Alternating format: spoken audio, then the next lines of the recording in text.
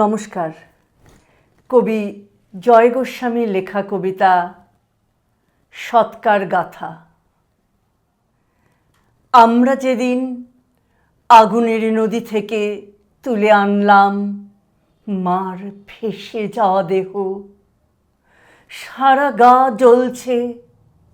বোন, তোর মনে আছে প্রতিবেশীদের চোখে ছিল সন্দেহ? দীর্ঘ চঞ্চু রোয়া ওঠা ঘাড় তুলে এগিয়ে এসেছে অভিজ্ঞ মোড়লেরা।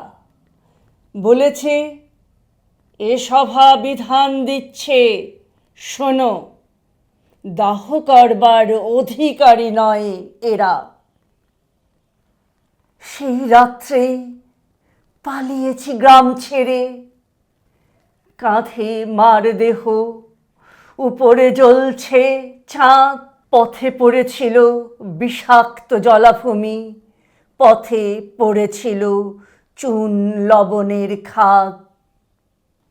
আমার আঙুল খসে গেছে, তোর বুক শুকিয়ে গেছে তীব্র চুনের ঝাঁঝে।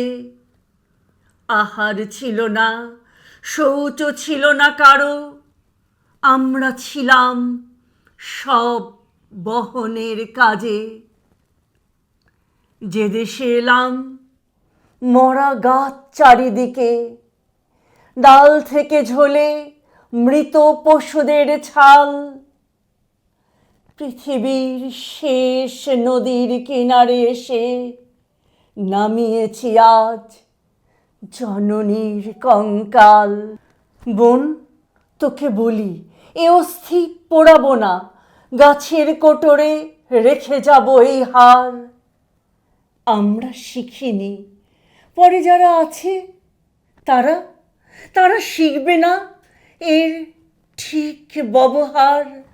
সারা গায়ে আজ ছত্রাক আমাদের, চোখ নেই, শুধু কোটর জ্বলছে ক্ষোভে।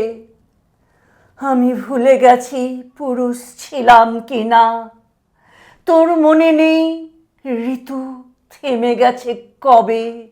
পূব দিকে সাদা করটি রঙের আলো, পিছনে নেমেছে সন্ধ্যার মতো ঘোর।